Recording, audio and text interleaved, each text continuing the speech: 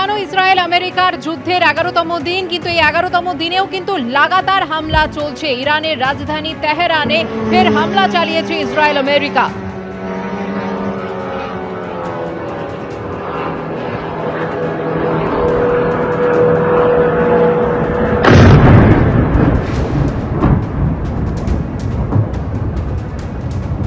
হামলায় পূর্ব তেহরানে অন্তত 40 জনের মৃত্যু হয়েছে। হামলা চালানো হয়েছে বসতি এলাকায়।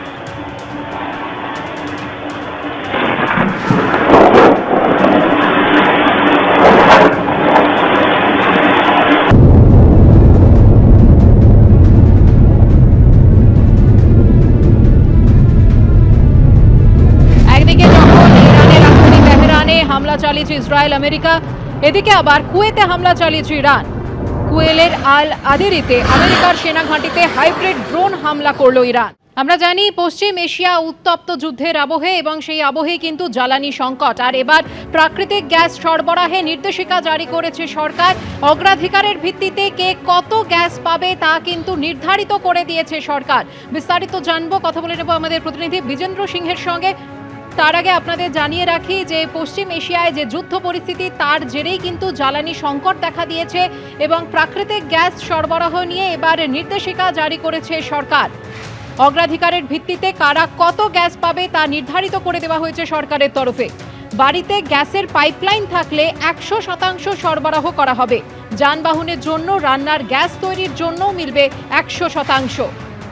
পশ্চিম এশিয়ায় যেভাবে যুদ্ধ পরিস্থিতি, তারই জেরে কিন্তু জ্বালানি সংকট দেখা দিয়েছে।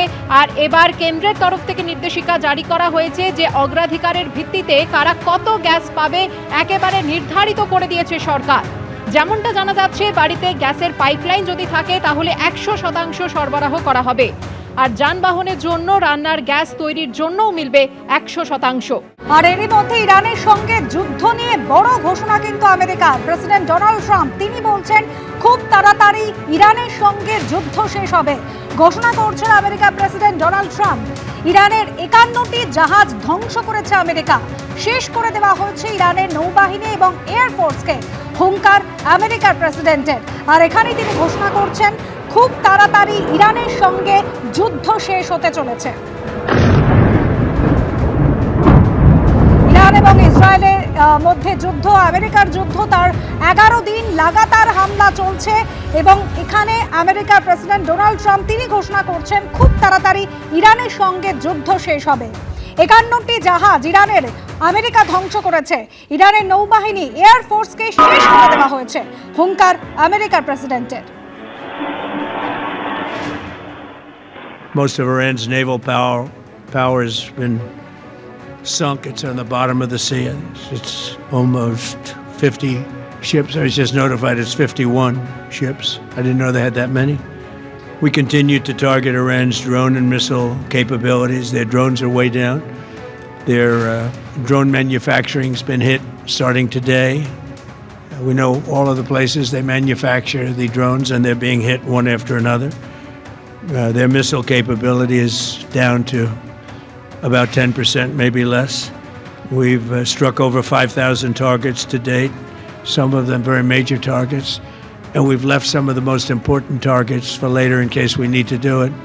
If we hit them, it's going to take many years for them to be rebuilt, but it's all resulting in a 90% decline in various things, but in particular Iranian missile launchers, and 83% drop in drone launchers.